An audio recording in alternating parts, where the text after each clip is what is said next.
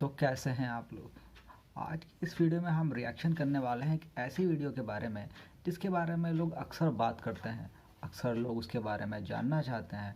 अक्सर लोग उसकी थ्योरीज बनाते हैं, लेकिन कभी भी इसको पूरी तरीके से साबित नहीं किया जा सका है।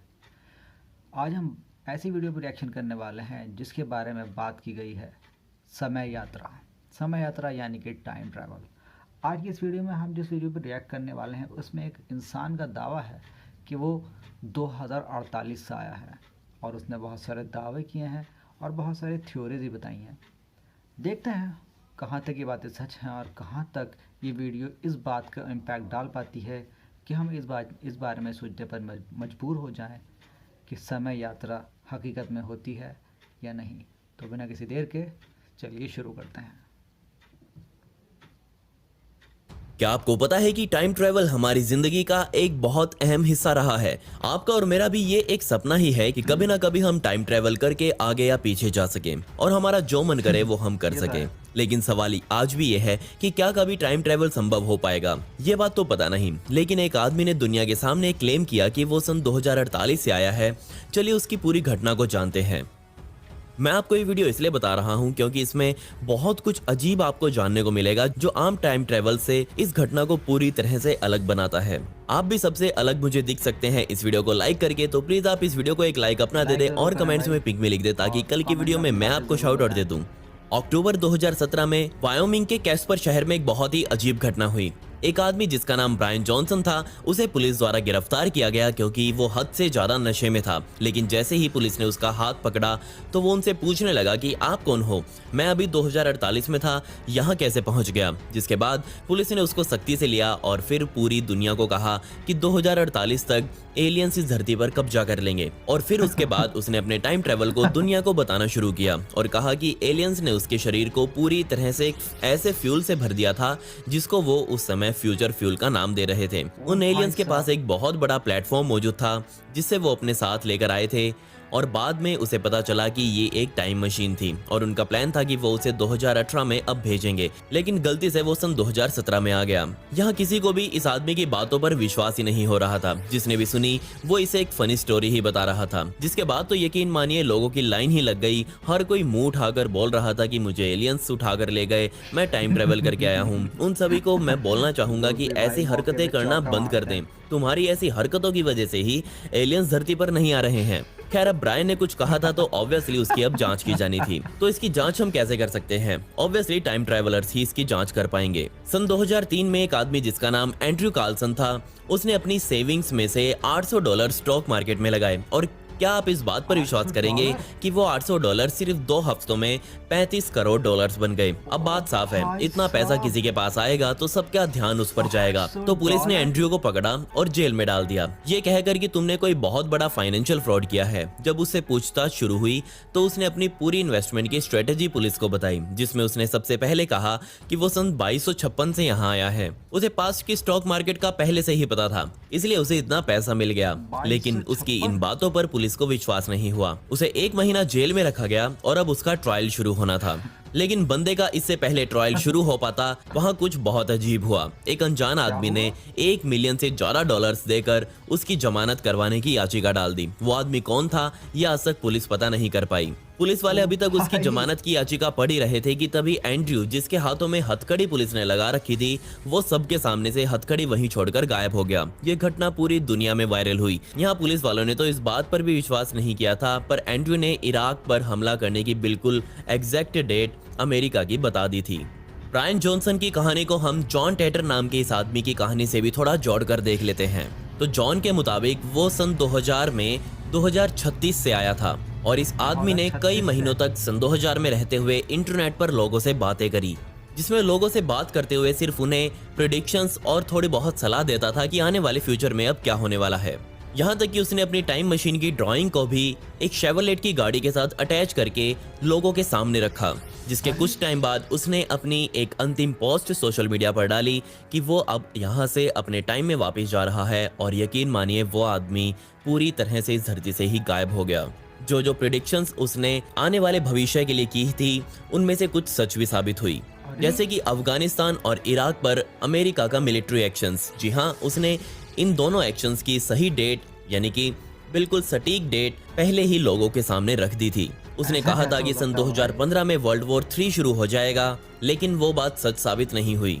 दुनिया के ज्यादातर लोग ये मानते हैं कि थर्ड वर्ल्ड वॉर इसीलिए नहीं हो पाया क्योंकि उसकी इन्फॉर्मेशन पहले से ही लोगों को मिल चुकी थी और इसमें अब कुछ एक्साइटमेंट नहीं बची थी। अगर आप यहाँ ध्यान से देखें तो अब ये तीनों ही वर्ल्ड वॉर में? केसेस, जी हाँ, ब्रायन, एंड्रयू और जॉन, तीनों ही केसेस आपस में एक सिमिलैरिटी रखे हुए हैं। तीनों आने वाले भविष्य की प्रेडिक्शंस कर रहे हैं, जिनमें से दो ने तो आपस में ही युद्ध वगैरह छिड़ने की बात छेड़ी थी, लेकिन यहाँ ब्रायन ने आपस में हमला करने की बजाय उसने कहा कि आने वाले भविष्य में इंसानों के ऊपर एलियंस हमला करेंगे। ब्रायन का कुछ टाइम के लिए ट्विटर पर भी अकाउंट मौजूद था जिसमें वो क्रिप्टो करेंसीज में इन्वेस्टमेंट की अपनी सलाह लोगों के सामने रखता था, लेकिन जनवरी 2018 के बाद से ब्रायन के उस ट्विटर अकाउंट से कोई भी पोस्ट फिर नहीं की गई। अब आप यहाँ से सोच ही सकते हैं कि वायोमिंग में जो उस दिन हुआ वो इस दुनिया का होने वाला ना ही पहला इंसिडेंट था और ना ही आखिरी।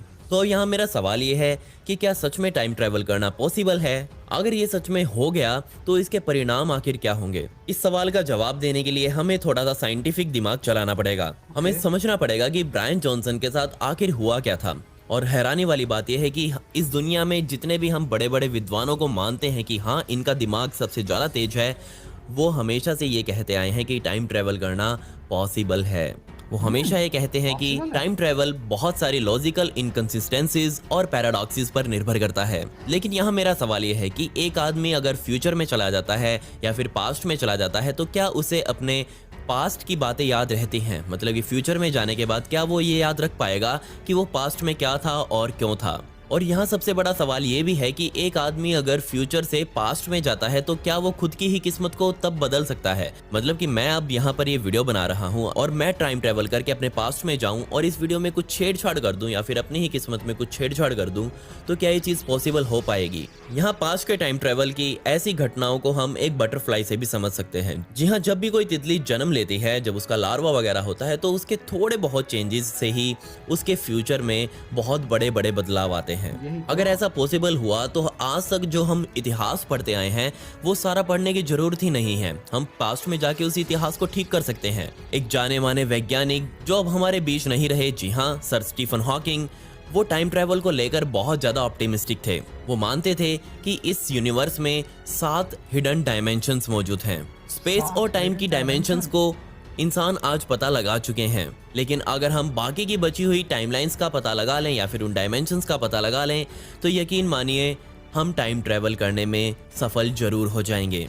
यहाँ उन्होंने एक बहुत ही कमाल की एग्जाम्पल भी दुनिया को दी। जहाँ उन्होंने अपने ही एक बयान में कहा था कि मैंने एक पार्टी करी थी और उस पार्टी करने के बाद मैंने लोगों को उस पार्टी का इन्विटेशन भेजा था। सोचकर देखिए यहाँ ये बात क्या थी। लेकिन के बाद स्टीफन हॉकिंग ये भी मानते थे कि आज जिस हालत में इंसान मौजूद है वो टाइम ट्रैवल के लिए बिल्कुल भी तैयार नहीं है। लेकिन उनका कहना था कि ब्रायन जॉनसन के साथ जो हुआ है वो बिल्कुल असली है। बेशक ब्रायन ने एक स्पेसिफिक डेट को मेंशन नहीं किया कि इस दिन एलियन का हमला इस धरती पर होगा। तो मेरा सवाल आपसे ये है कि क्या हमें ब्रायन की बात को लेकर चिंतित होना चाहिए? मुझे कमेंट्स में जरूर बता दें। तो अब सोचकर देख लेते हैं कि अगर हुआ तो एक एलियन इन्वेजन या फिर एलियंस का हमला कैसा होगा। अगर ब्रायन जॉनसन सही है तो हमें एलियंस के हमले के लिए खुद को तैयार करना पड़ेगा। और आज आप शायद विश्वास न करें पर दुनिया भर में ऐसे बहुत से कोचिंग सेंटर्स और कोर्सेज करवाए जाते हैं जिसमें लोगों को सिर्फ यही सिखाया जाता है कि अगर एलियंस का हमला हुआ तो आपको बचना कैसे है। और यकीन मानिए इसमें हजारों लाखों लोग डेली एडमिशन्स ले रहे हैं। और ऐसा ही एक कोर्स या फिर मैं कहूँ सेमिनार बाल्टीमोर में लगा था जिसे एलियन कॉन का नाम दिया गया। नवंबर 2018 में लगा ये सेमिनार जिसमें दुनिया भर के बड़े बड़े दिमाग आए, जिसमें उन्होंने कहा कि एलियंस का हमला पृथ्वी पर कैसा होने वाला है। उन सब ने सबसे पहले कहा कि एलियंस सबसे पहले इंसानों को बंदी बनाएंगे, हो ना हो वो यकीनन इंसानों को अपना मजदूर बनाकर रखेंगे। बेशक हमें उनका आने से पहले पता लग जाएगा क्योंकि स्पेस में हम बहुत दूर तक देख सकते हैं और हम ये पता लगा लेंगे कि वो किस टाइम पर धरती के पास आ रहे हैं। लेकिन फिर हमारे पास इतना टाइम नहीं होगा कि हम उनसे लड़ने की भी सोच सकें। 2000 के दशक में लोगों ने 150 ऐसे सिनेरियोज को क्रिएट किया था जिसमें ये दिखाया गया था कि अगर एलियंस का हमला हुआ तो क्या होगा। लेकिन उनमें से सिर्फ एक ही मुझे कुछ सही लगा। उस सिनेरियो में दिखाया गया था कि एक आदमी जिसकी उम्र 14 साल से ऊपर की हो चुकी है, यानी कि एक बच्चा ही समझ लीजिए, लेकिन उस बच्चे को भी हथियार चलाना आना चाहिए, और कोई ऐसे वैसे हथियार नहीं, छोटे से लेकर बड़े तक सभी हथियार उस बच्चे को चलाना आना चाहिए। साथ ही उस सिनेरियो में कहा गया था कि इस धरती पर मौजूद हर महिला के कम से कम 3 बच्चे होने चाहिए, ताकि वो इंसानों की पॉपुलेशन को मेंटेन करके रख सके। लेकिन अभी तक साइंस को ऐसी इनफर्टिलिटी का क्योर नहीं मिला है जो वो इतना तगड़ा बर्थ रेट बना सके। वैज्ञानिकों के मुताबिक एलियंस का हमला शुरू होगा एक बहुत बड़े धमाके के साथ, जो इस धरती पर खड़ी काफी बड़ी बड़ी बिल्डिंग्स को एक झटके में तहस नहस कर डालेगा। उसके बाद शुरू होगा न्यूक्लियर पावरों से हमला, या फिर हो सकता है वो धरती पर लैंड भी ना करें और दूर से ही धरती पर अपने हमले जारी रखें, और यकीन मानिए उस स्थिति में इंसान कुछ नहीं कर पाएगा। जो आज हम अपने आप को हाईटेक बोलते हैं, उस टाइम पर वो टेक्नोलॉजी धरी धरी रह जाएगी जब वो आएंगे। मैं ये बात इसलिए कह रहा हूँ क्योंकि अगर कोई एलियन धरती तक पहुंचा तो ऑब्वियसली उनकी टेक्नोलॉजी हमसे ज़्यादा बेहतर होगी, और अगर टेक्नोलॉजी ज़्यादा बेहतर हुई तो वो हमारी वाली टेक्नोलॉजी को खाने में देर नहीं लगाएंगे। वैज्ञानिकों ने यह भी माना कि इजराइल में बना आयरन डोम थोड़ी बहुत मदद कर सकता है एलियन से लड़ने में। खैर, अगर ब्रायन जॉनसन द्वारा बोली गई बातें सब सही हैं तो यकीन मानिए अभी भी इंसानों के पास बहुत टाइम है एलियंस के हमले में खुद को बचाने का। लेकिन अभी भी इस इंसिडेंट पर, यानी कि कैस्पर में हुआ इस वाक़ये पर, लोग अपने सवाल उठाते रहते हैं। और सबसे पहला सवाल तो यही है कि अगर वो एलियन हमला करने ही वाले हैं तो ब्रायन को उन्होंने ये सब बताने के लिए धरती पर क्यों भेजा? क्यों उसे वो 2017-18 में यहाँ छोड़कर गए थे? क्या वो सब अपनी इन्फॉर्मेशन ही लीक करना चाहते हैं? पर ऐसा क्यों था? खैर, अगर हमला हुआ तो यकीन मानिए इस धरती पर चल रही कोई भी लड़ाई उस टाइम बड़ी नहीं होगी, सभी को एकजुट होकर ही एलियंस के साथ लड़ना पड़ेगा। खैर, पिछली वीडियो का shout out again Satyendra Gill को, and comment pick me to get a shout out in next video. आपको ये वीडियो कैसे लगी कमेंट्स में वो भी बता दें। मिलते हैं अगली वीडियो में। ये वीडियो देखने के लिए धन्यवाद।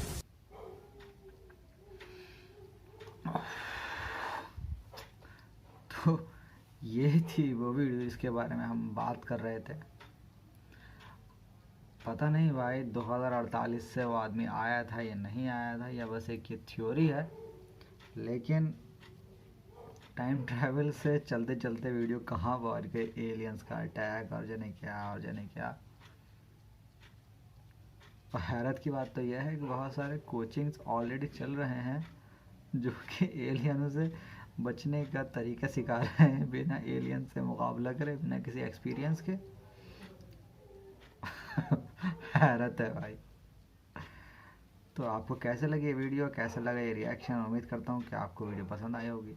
और अगर ऐसे ही और वीडियोस आप देखना चाहते हैं तो प्लीज़ चैनल को सब्सक्राइब, वीडियो को लाइक ज़रूर करें। मैं मिलता हूँ आपसे अगली वीडियो में एक और नए टॉपिक के साथ। तब तक के लिए पीस आउट।